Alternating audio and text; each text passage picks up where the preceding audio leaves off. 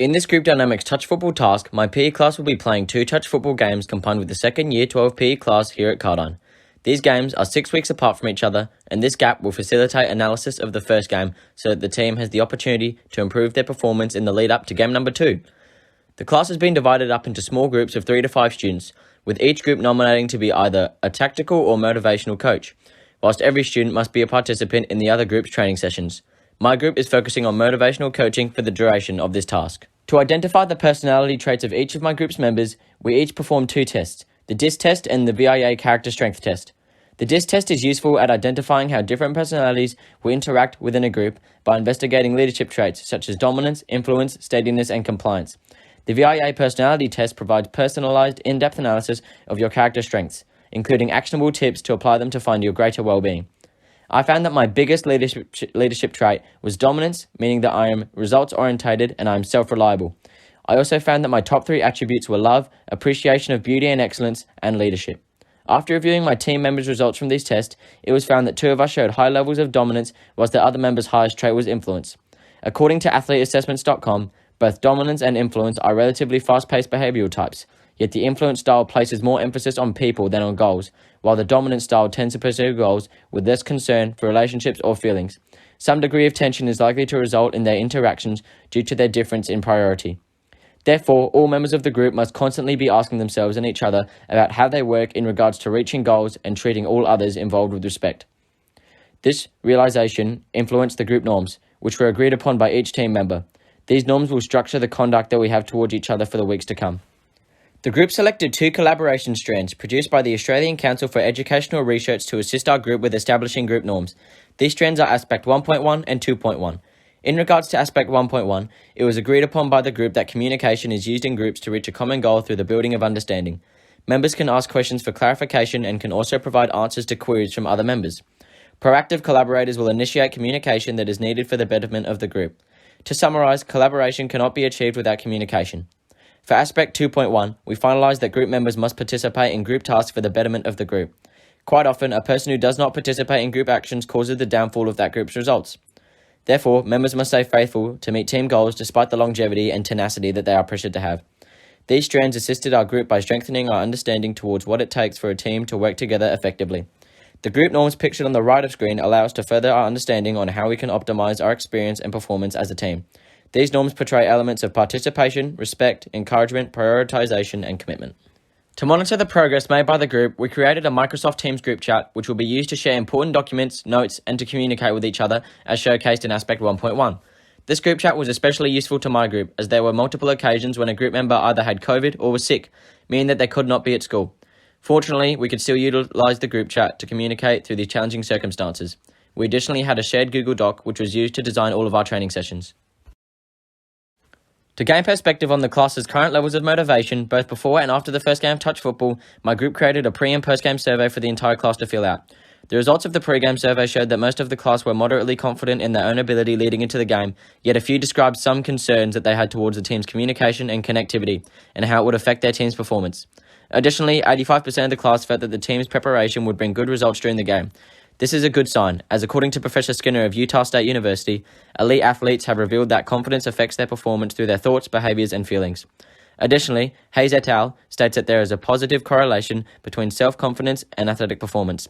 Therefore, our group decided to continually ask the class about their confidence and what we as coaches can do to assist their development. Moving on to footage collected during the first game, there were instances where a lack of communication led to a skill error, causing the team to lose possession of the ball. This is evident in this clip where the ball carrier did not communicate with his teammate by looking at him or talking to him, and as a result, the team lost possession. There were also instances where a team would score, yet no players from the scoring team would encourage the scorer or celebrate with them. This shows a lack of team cohesiveness between the members of the team. According to Inner Drive UK, teams should celebrate each and every try because teams that celebrate together are more likely to have better relations with each other as the game develops.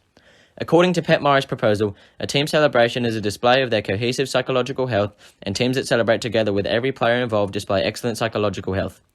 Additionally, run to support in touch is imperative, and this was evidently lacking. Encouraging your team to run and support whilst being a motivational strategy also provides a tactical advantage for your team in this instance. Finally, I want to highlight the nature in which the ball carrier takes several seconds to pass the ball to his teammates and how they do not move in a way when they pick up the ball that gives their team the best chance of scoring. This indicates a lack of competitive mindset, meaning that the individual does not care about the outcome of the game, thus negatively affecting the team's performance. To counter this type of mindset, my group attempted to implement a competitive nature to our team sessions where the team members had a greater desire for the outcome than what was displayed in this clip. To combat these errors, my team agreed on some key group focuses that would structure our training sessions going into the future. These focuses were communication, as teams that promote positive communication and respect among players improve overall motivation; competitiveness, because it's only natural to apply more effort when the stakes are higher and less effort when the outcome is of less importance. With greater effort in sport comes greater improvement in a variety of different areas. And celebration, to continue to boost morale so that the cohesive psychological health of the team produces effective on-field results. As motivational coaches, we directly correlate team morale to on-field performance. Scanlon et al. States that positive cue words from a coach can energize an athlete to persist despite perceived failure. Therefore, each coach made an effort to be as encouraging as possible to the athletes whilst performing a drill. Another effective strategy for improving team morale is rewarding the team for their successes. This was incorporated into the sessions by giving the players a bag of lollies for winning a certain drill. This strategy also gave the players an incentive to perform at their best during the drill.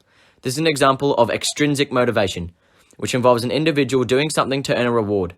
The greater the reward is, the more motivation the individual will have. Another strategy that we adopted was providing the opportunity to belong for our participating players. This entailed us discouraging clique behaviour. This was evident in our drills when we ensured that the teams were mixed with players who did not necessarily speak to each other. We also provided opportunities for the team to work together throughout our drills in order for each member to build familiarity with people who they would not normally work with in a team setting. Additionally, pre- and post-game surveys were created for each session to record each athlete's thoughts towards the team's progress and our sessions as a whole.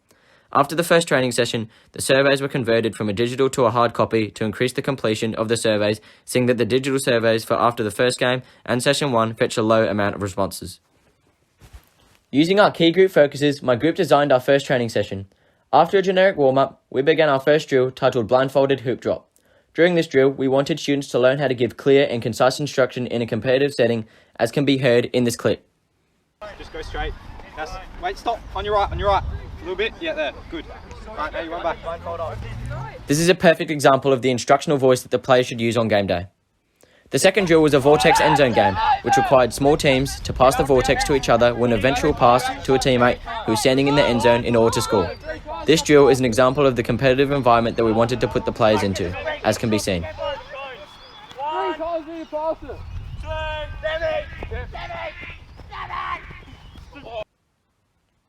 The fast-paced nature of this game and the amount of voice and athleticism shown by the members created a positive environment where both teams wanted to win. This relates to our key group focus, competitiveness, as it can be seen that an increased desire to win the game results in an increase in quality of team skills and teamwork. The feedback from Session 1 showed that the team members found the drills well presented and they believed that the drills were relevant to improving team performance. Additionally, the members learned that verbal communication can directly relate to on-field performance, which directly relates to one of our key group focuses being communication. Using the feedback from our first session, my group collaboratively designed our second training session using our shared online document where all of our training sessions were designed. This session branched out to our other key group focus of celebration. We began our first drill named Asteroids. During this drill, we implemented two of our key group focuses being celebration and competitiveness. This is the case as we said that the team that would celebrate their scores the most would win a bag of lollies. This caused the teams to care about the result of the game through their desire to win the lollies. As a result, the team celebrated more with each other and showed team spirit. The second drill named Three-Legged Fall Guys forced the players to work in pairs to reach a certain colour of cone before their competitiveness. This drill utilised our key group focuses of competitiveness and communication as the team members had to collaborate in order to succeed and win the prize, being another bag of lollies. This session also utilised two of our coaching strategies. These were rewarding the group and the opportunity to belong. This is the case as we rewarded the group with lollies after they won the drill and we provided the group with the opportunity to work together in order to achieve a common goal. The feedback from Session 2 found that the team believed that the drills were improving the team's communication through their nature of getting people to collaborate to achieve a common goal. Additionally, it was found that the class had an increased level of participation, which could be due to the winning team of each drill receiving a reward. For our last training session, our group acknowledged that our previous drills received positive feedback from the group, yet had little to do with the skills required to play a game of touch football. Therefore, we attempted to design a session that complied to our group focuses, yet had a focus around touch football. Our first drill was a normal game of touch football where we placed 3 goals at either end of the pitch that each team had to score through, with the centre goal being worth 3 points as opposed to just 1 on the outer side. This forced the defensive team to prioritise defending the middle goal, which required communication in order to hold the defensive line. As can be seen in this clip, both of these defenders prioritised defending the centre of the goal, which forced the attacker to run wide. This shows effective on-field communication. The last drill was a normal game of touch football, except each team had to say a chosen word every time they passed the ball. This simulates being conscious of multiple things whilst playing. This skill is required for a team to effectively communicate during the game. Additionally, each team had to adequately celebrate their tries in order for their score to count, as can be seen in this clip. Come on! Yeah! Come on! This was effective, as not only did it directly relate to one of our key group focuses, but it did so in a touch football setting. Once again, our coaching strategy of opportunity to belong was utilised in this session through allowing the team to work in larger teams that were purposely mixed in order to get players who did not necessarily speak with each other on the same team. Leading into the second touch football game, our surveys found that the class were moderately confident in their own ability leading into the game, and that the previous drills and training would help them. This is positive feedback due to the correlation between confidence and performance that was previously mentioned. After reviewing the footage from Game 2, it was found that on some instances, the team were able to apply our key group focus of communication during the game. This is seen in the first clip, when the team member verbally tells the teammate to fill the gap in the defensive line. Communication skills can also be seen in the second clip, where the highlighted player can be seen gesturing to his team to shuffle over in order to hold the defensive line. Despite these promising clips, there were very few, if any, instances where the team would celebrate together, and they showed roughly the same level of competitiveness as they did in the first game. This may have been down to a lack of leadership, because the post-game survey showed that very few players stood forward to take a leading role in the team throughout the game. This lack of leadership indicates that the players were not motivated to lead for a cause that they cared about, which equates to a lack of competitiveness. I believe that our coaching improved the communicative strategies within the group, as can be seen by the clips in Game 2. However, our teachings in regards to competitiveness and celebration failed to translate to a game situation. This could have been due to a lack of explanation surrounding these focuses, or the focuses themselves may have not been the most relevant areas in regards to motivating a team. I believe that our coaching strategy of rewarding the group was effective, as it seemed to improve the engagement of individuals within our training sessions, which is what we set out to do. My motivational coaching group could have improved our processes by having a more individualized approach to our players in regards to investigating their character traits, strengths, and potential improvement areas. My group's goal was to improve the motivational processes within the class through the employment of some key group focuses and strategies. After comparing the class's performance from Game 1 and Game 2, it can be said that the class somewhat improved their communication with each other, yet may respond better to alternative coaching concepts in order to gain optimal improvement. Thank you for watching.